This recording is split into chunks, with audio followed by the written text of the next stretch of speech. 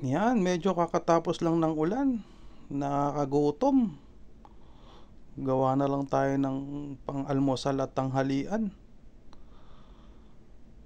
To, ampalaya, pipino, itlog na pula, kamatis, sili, pamintang durog.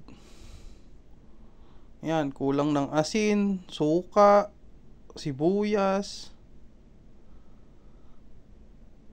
Pigaan muna natin siya sa asin para matanggal yung kanyang pait. Parang yung pait ng kahapon.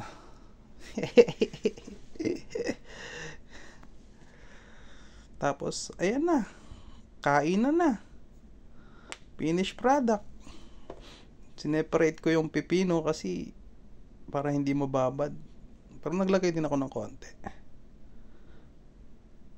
Yan. Tinatanong ko kung masarap eh. Ayaw umimik eh. Pero siguro masarap kasi naubos yan eh.